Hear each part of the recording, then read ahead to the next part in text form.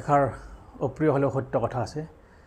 জীৱনৰ বিয়লি বেলাত যদি আপোনাৰ কোনো নিয়মিত আয়ৰ ব্যৱস্থা নাই অথবা এটা ডাঙৰ জমা পুঁজি নাই, তেতিয়াহ'লে কিন্তু সমাজ তথা পৰিয়াল পৰিজনৰ দৃষ্টিত আপোনাৰ মৰ্যাদা তথা সন্মান অৱনমিত হয়, যিটো আপোনাৰ আত্মবিশ্বাস আৰু স্বাস্থ্যৰ ক্ষেত্ৰতো এটা বিৰূপ প্ৰতিক্ৰিয়াৰ সৃষ্টি কৰে। আহক আজি আমি LICৰ নিউ এণ্ডামেণ্ট প্লেনৰ ওপৰত আলোচনা কৰোঁ, যিখন পলিচিৰ সকলো লাভ ভাৰত চৰকাৰৰ দ্বাৰা 100% গ্যাৰাণ্টিযুক্ত। আপোনাৰ তথা আপোনাৰ পৰিয়ালবৰ্গৰ বৰ্তমান আৰু ভৱিষ্যতৰ বিভিন্ন সমস্যা সমাধানৰ বাবে এই পলিচিখন এটা খুব ভাল ব্যৱস্থা হ'ব।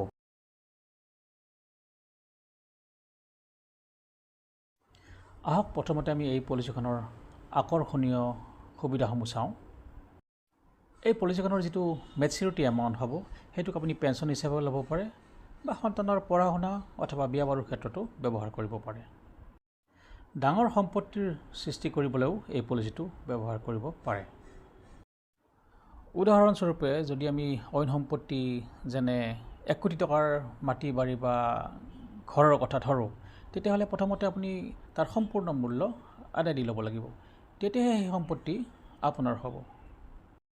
কিন্তু LICৰ পলিচিৰ ক্ষেত্ৰত প্ৰথমতে আপোনাৰ সম্পত্তিটো সৃষ্টি হৈ যায়, তাৰপিছত আপুনি সহজ কিস্তিত টকা দি থাকে।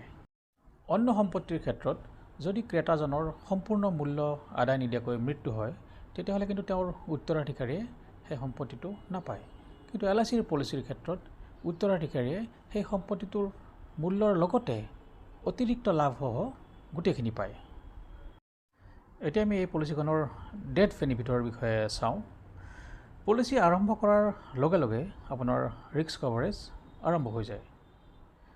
যদি নৰ্মেল ডেথ হয়, তেতিয়াহ'লে নমিনীক ছাম এচিয়ৰ্ড লগতে বনাছ লগতে ফাইনেল এডিশ্যনেল বনাছ গোটেইখিনি দি দিয়া হয়। যদি এক্সিডেণ্ট হৈ মৃত্যু হয়, তেতিয়াহ'লে ছাম এচিয়ৰ্ডৰ দুগুণ লগতে বনাছ আৰু লগতে ফাইনেল এডিশ্যনেল বনাছসহ নমিনীক গোটেইখিনি টকা দিয়া হয়। আকৌ যদি এক্সিডেণ্ট হৈ ডেট অফ এক্সিডেণ্টৰ পৰা 6 মাহৰ ভিতৰত পলিচি হোল্ডাৰজন ফুল্লি ডিজেবল বা সম্পূৰ্ণৰূপে বিকলাংগ হৈ যায়, তেতিয়াহ'লে তেওঁ আৰু পলিচিখনত কোনো ধৰণৰ প্ৰিমিয়াম আৰু দিব নালাগে। LICয়ে নিজে নিজেই সেই প্ৰিমিয়াম দি গৈ থাকিব। তাৰোপৰি পলিচিখনৰ যিটো ছাম এচিয়ৰ্ড ভেলু আছিলে, সেইটো তেওঁক 120টা মান্থলি কিস্তিত LICয়ে আদায় দি গৈ থাকিব, যাতে তেওঁ সেইখিনি টকাৰে ঔষধ পাতি বা অন্য তেওঁৰ দৰকাৰী সামগ্ৰী কিনিব পাৰে। আৰু শেষত গৈ মেচিউৰিটিৰ সময়ত সম্পূৰ্ণ লাভসহ গোটেই মেচিউৰিটি LICয়ে তেওঁক প্ৰদান কৰিব। যদি শিশুৰ নামত এই পলিচি কৰা হয়, তেতিয়াহ'লে তাত PWB অৰ্থাৎ প্ৰিমিয়াম ৱেইভাৰ বেনিফিট থাকিব। তাৰ মানে হৈছে, যদি শিশুটিৰ অভিভাৱকৰ মৃত্যু হয় যিকোনো সময়ত, তেতিয়াহ'লে কোনো প্ৰিমিয়াম নিদিয়াকৈ পলিচিখন শিশুটিৰ কাৰণে চলি থাকিব, শিশুটিৰ ভৱিষ্যতৰ কাৰণে চলি থাকিব। পলিচি কৰাৰ 2 বছৰ পিছৰ পৰাই যদি ইমাৰ্জেঞ্চি হয়, তেতিয়াহ'লে পলিচিটোৰ পৰা টকা লোৱাৰো ব্যৱস্থা আছে।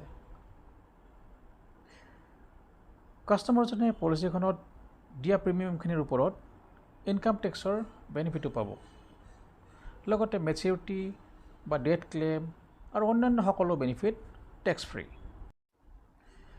এতিয়া আমি এই পলিচিখনৰ ইলিজিবিলিটি কণ্ডিশ্যনবোৰৰ বিষয়ে চাওঁ। এই পলিচিখন কৰিবৰ বাবে মিনিমাম এজ 8 বছৰ কমপ্লিটেড হ'ব লাগিব, অৰ্থাৎ 8 বছৰ পাৰ হৈ এদিন হ'লেও যাব লাগিব। মেক্সিমাম এজ 55 বছৰ। 55 বছৰৰ ওপৰৰ ব্যক্তিয়ে এই পলিচিখন কৰিব নোৱাৰে।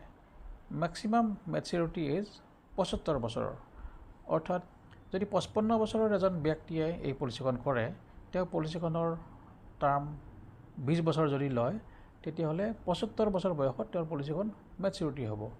গতিকে 55 বছৰৰ ব্যক্তিজনে এই পলিচিখনৰ টাৰ্ম 20 বছৰৰ ওপৰত ল'ব নোৱাৰে, কাৰণ 20 বছৰৰ ওপৰত ল'লে তেওঁৰ মেক্সিমাম মেচিউৰিটি এজ 75 বছৰতকৈ বেছি হৈ যাব।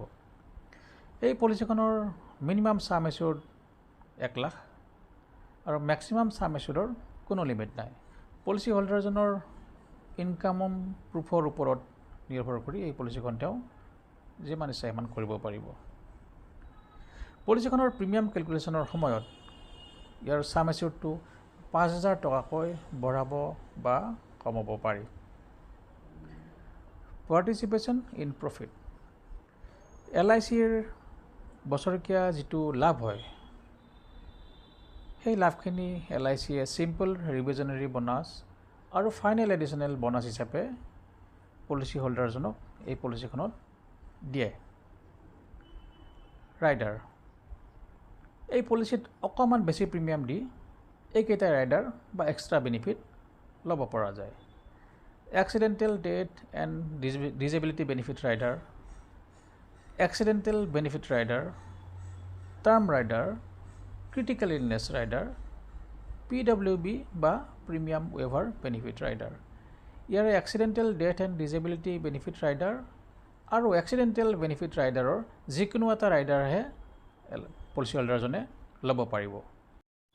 যদি টাৰ্ম ৰাইডাৰ লয় তেতিয়াহ'লে পলিচি হোল্ডাৰজনৰ মৃত্যু হ'লে পলিচিখনৰ যিটো ছাম এচিউৰ্ড আছে তাৰ উপৰিও টাৰ্ম ৰাইডাৰ ছাম এচিউৰ্ডটো নমিনীয়ে লাভ কৰিব।